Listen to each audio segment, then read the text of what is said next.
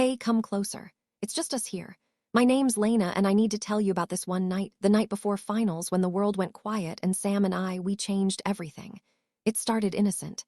We were supposed to be studying in our tiny Chicago apartment, room 312. The whole building was a ghost town, everyone cramming for exams.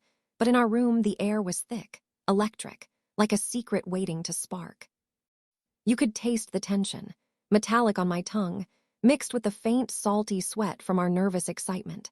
I'd plop down on the bed first, my curly black hair a total mess from the wind outside, damp strands clinging to my forehead, carrying the crisp, rainy Chicago night air. Always frizzy, always in my face, tickling my eyelashes. Sam would follow, her long honey blonde waves cascading down like a golden curtain, releasing a warm puff of vanilla shampoo scent that enveloped me. God, her hair, it was her thing. She'd flip it dramatically, the whoosh of air brushing my cheek, twirl it when she was thinking, the soft rustle like whispers. And me, I was obsessed. We'd been roommates for 2 years, best friends since orientation. Psychology major meets bio nerd, but we were more, so much more. Stolen glances that made my stomach flutter, lingering hugs where I felt her heartbeat against mine. We weren't out yet. Not to family, not to the world, too scary. That night, books open, my bio notes looking like doodles, crinkled pages smelling of ink and coffee stains, her psych textbook perfect as always, smooth and glossy under the lamp. But 5 minutes in, I caught her staring. She reached over and started playing with my curls, twisting one around her finger, the gentle tug on my scalp sending warm tingles down my neck, pulling it straight with a springy snap, watching it boing back against her palm. And she said, in that playful whisper of hers, breath hot against my ear, "Lena, for someone who can't focus, your hair is always perfectly chaotic. I love it." My heart flipped, pounding loud in my chest. I teased back, "Oh, so you're the one distracted. Maybe I should study you instead." We laughed, the sound bubbling up from our bellies, vibrating through our touching arms. Then she tucked my hair behind my ear, her fingers lingering on my skin, soft, warm, tracing the shell of my ear and sending shivers racing across my shoulders. She smelled like vanilla shampoo and peppermint gum, the minty freshness sharp on my inhale. Always did. I grabbed her hand, dove my fingers into her blonde locks. So soft, silk sliding over my knuckles. I massaged her scalp, circles with my thumbs, feeling the subtle warmth of her skin beneath, and she melted against me with this little sigh, a breathy exhale that feathered my collarbone. We ended up cuddling, books shoved aside with a papery thud. Her head on my shoulder, heavy and comforting, my arms around her waist, feeling the rise and fall of her breathing. We talked for hours, not about finals, about fears. She whispered, her lips brushing my skin, "What if we graduate and drift apart? Jobs, families, expecting everything." Her voice trembled, salty tears pricking at the corners of her eyes. I told her, "We'd never drift. You're my person, Sam, hair flips and all." She laughed, shook out her hair like a model, the strands whipping lightly across my face, tickling my nose with their silky ends. I watched, mesmerized. The strands catching the light, shimmering like liquid gold, releasing more of that intoxicating vanilla wave. That's when it got real. She pulled me into a hug, my face buried in her hair, enveloped in that cloud of vanilla and warmth, strands sticking to my slightly sweaty cheeks. That smell, vanilla, peppermint, her natural musk underneath, earthy and addictive, the best smell in the world. We stayed like that in our bubble, her pulse throbbing softly against my temple. She started braiding a section of my curls, her fingers weaving with precise tugs. Pull, twist, release, each motion sending pinpoint sparks along my scalp. Undoing it, the curls unraveling with a bouncy release, rebraiding tighter. Hypnotic, intimate. The room's dim lamp cast flickering shadows, and the faint hum of the fridge downstairs added a low vibration to the air. Then my laptop pinged, a sharp electronic chime cutting the haze. Some random video. Women shaving heads, empowerment journey. We clicked, thinking it'd be a joke, the screen's blue glow bathing our faces in cold light. But it wasn't. These women strong, glowing, talking about shedding expectations, their voices tinny through the speakers. One said, "Hair isn't your crown, you are." They buzzed it off, laughed, felt free, powerful. We watched in silence, a full minute, my pulse racing, blood whooshing in my ears, palms clammy. Then Sam turned to me, eyes serious and glassy, and whispered, her breath minty and close, "Lena, what if we did it? What if we were that brave?" My breath caught, a sharp inhale that tasted of our shared air. I stared at her beautiful hair, strands still warm from my touch. Then mine in the mirror, frizz haloed by the light. Fear hit a cold knot in my gut. What about my mom, our friends? But then thrill, this wild yes screaming inside, heating my veins like fire. I said, voice shaky, "You're serious." She squeezed my hand, her grip firm and damp. "Dead serious. With you, I'd do anything." We looked around. Scissors on the nightstand, glinting coldly. Electric razor in the bathroom, cord coiled like a snake. Towels everywhere, soft and absorbent, smelling of fabric softener. I said, "Okay, together, no backing out." She nodded. "You first, or me." I decided, "You, your hair's iconic, let's free it." She sat on the stool, towel around her shoulders like a cape, the fabric rustling crisply. I stood behind her, my heart pounding so hard I could hear it in my ears, feel it in my throat, thump, thump, thump. The room smelled like our shared vanilla candles, flickering warmly, mixed with the faint metallic tang of the scissors as I opened and closed them once, testing, the click-clack echoing. Her blonde mane was heavy in my hands, warm from her body heat, silky strands slipping through my fingers like cool water over hot stones. I gathered it all into a thick ponytail at the base of her neck, the weight pulling her head back slightly, exposing the delicate nape where fine baby hairs curled. She tilted into it, trusting, her skin there pale and goosebumped already from anticipation. My palms were sweaty, fingers trembling as I sectioned off the first chunk, about 2 inches wide, right at the crown, the hair compressing under my grip with a subtle spring. "Last chance," I whispered, my voice cracking, breath fogging the strands. She reached back, her hand warm and slightly calloused from typing notes, squeezing mine. "With you, I'm sure, do it." The scissors were cold, blunt-tipped from old craft projects, but sharp enough, the blades kissing with a faint, oily sheen. I positioned them mid-shaft, the metal pressing into the soft hair, compressing it with a cushy resistance before the bite, the pressure building until snip. The sound was crisp, final, like fabric ripping but sharper, echoing off the walls with a metallic ring. That first lock separated with a soft tug that vibrated up my arm, the severed ends brushing my wrist ticklishly as it fell. Warm still, heavy, coiling on the towel with a muffled thud and a faint, dusty puff. 18 inches of honey blonde rope, glistening. Releasing a fresh wave of shampoo scent mixed with the raw keratin tang of cut ends. The air hit her scalp immediately, cooler draft from the vent whispering over the exposed spot, raising visible goosebumps that prickled like tiny needles, her skin flushing pink. We both stared, breath sinking in sharp gasps. Then wild laughter bubbled up, giddy and breathless, tasting the adrenaline sour on my tongue.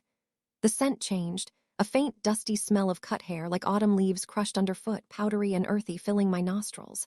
She said, voice high with exhilaration, "Oh my God, it feels lighter already, the back of my neck. It's tingling like pins and needles, but good.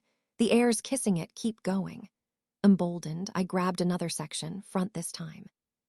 My fingers combed through, separating layers with a whispery skick-skick, the strands clinging statically to my skin. Snip, snip.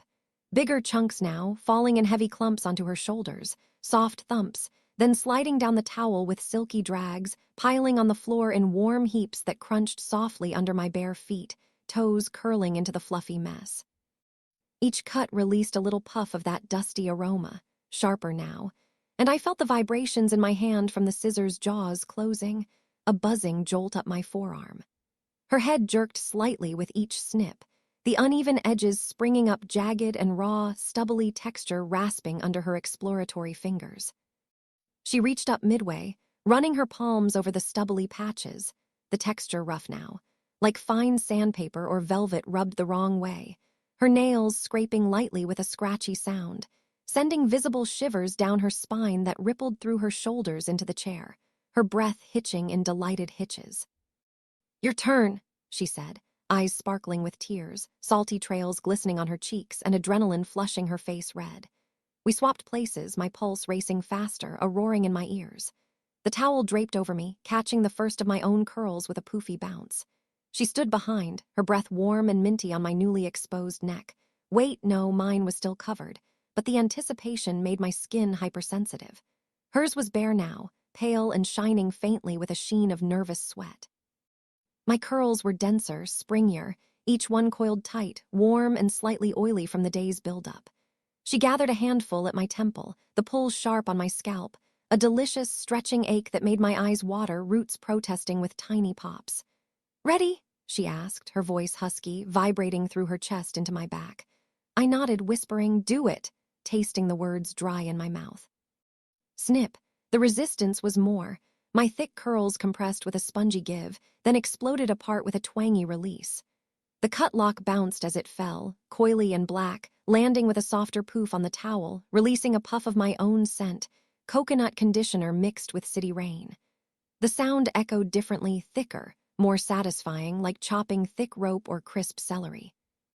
Cool air rushed in immediately, kissing the stripped spot with an icy whisper, raising chills that raced down my arms, hairs on my neck standing despite the cut. She worked methodically, section by section.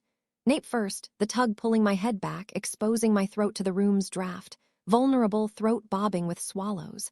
Then sides, strands tickling my ears as they dropped, brushing my cheeks like itchy feathers before tumbling away, some clinging to my lips with static cling.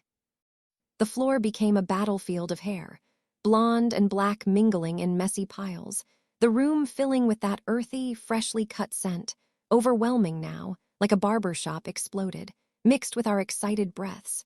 Quick, shallow, laced with laughter that tasted metallic from bitten lips. "It's so messy," I laughed, feeling the uneven weight shift on my head, lighter but lopsided air pockets forming where hair used to insulate. She smirked. "Messy is perfect, like us." Her fingers raked through the remnants, nails grazing my scalp in electric trails, sharp, sparking lines that made my toes curl, sparks shooting to my core. Then the razor. She plugged it in, the cord humming faintly before the switch flipped with a click. The noise erupted, a deep, angry beehive buzz that filled the room, vibrating the air molecules, rattling my eardrums, drowning our giggles in its mechanical growl. She tested it on her palm first, the hum tickling her skin with visible tremors. "This is it," she said, voice barely audible over the din. She started on me, the clipper's teeth cool and plastic against my forehead, a stark contrast to the warm motor whirring to life. Press, slide, the vibration was intense, a deep rumble that pulsed through my skull like a massage gone wild, into my teeth with a gritty buzz, down my spine in waves that made my knees weak. Hair cascaded in dusty avalanches, fine particles floating like golden black snow in the lamplight, settling on my eyelashes, tasting powdery and bitter when I licked my lips. Each pass left a smooth stripe, silky, almost slippery under my fingertips when I reached up midway, the fresh skin hypersensitive, every nerve ending firing like fireworks at the slightest brush of air. The heat from the motor warmed the air around my head, contrasting the cool exposed skin that prickled with goosebumps, flushing hot then cold. She did the back, tilting my head forward gently but firmly, the buzz louder near my ears, deafening, immersive, stray vibrations tickling my earlobes. Stray hairs prickled as they fell down my shirt, itchy trails down my back, making me squirm with a mix of irritation and thrill. Then her turn again. She handed me the razor, our fingers brushing, sticky with hair, dust, and sweat, a slick slide. I ran it over her jagged stubs, the vibration stronger on shorter hair, the teeth scraping lightly at first with a gritty drag, then gliding smoother as it leveled, the motor's heat radiating into my palm like a living thing. Her scalp emerged flawless, pale, and shiny, reflecting the lamp like polished porcelain, a faint, oily sheen from natural scalp oils emerging. The buzz faded in and out with each pass, the motor's warmth contrasting the cool swaths, her breaths coming in shuddery exhales that fogged the air near my hands. Hair dust clouded up in thick motes, settling on our lips. We blew it away with puffing breaths, tasting the faint bitterness, chalky on the tongue. When it was done, she turned me to the mirror. Bald, shiny, vulnerable. I touched my scalp, smooth as glass, cool to the fingertip but warming instantly under my touch, ultra-sensitive to the room's every draft like raw silk over fire. A tear slipped, hot and salty, down my cheek. Not sad, joy. The room smelled overwhelmingly of cut hair now, pungent, lingering, piles crunching underfoot with every shift, but we didn't care, the scent a trophy. I whispered, voice thick, "Sam, look at us." She awed back, her breath mingling with mine. "We're beautiful, free." We hugged, scalps touching, cool, smooth, electric, like pressing two charged spheres together, The contact sending static tingles where skin met skin, no barrier, just pure us. No hiding. Next day, finals. We bombed bio, showed up late, bald and beaming, the cold campus wind whipping our naked heads like icy fingers, alive and stinging. Raw, professor stared. Whispers everywhere, a buzz like our razor. But we didn't care. Friends texted, WTF! We sent selfies, fingers flying over screens. That night we posted, New year, new us, in love, unapologetic. Family called, shocked voices crackling through the phone, then supportive. Months later, buzz cuts with designs, the regrowth prickly and new. Sam proposed last year, simple ring, no hair in the way, her hand trembling in mine. We passed the real test. Bravery, love without layers.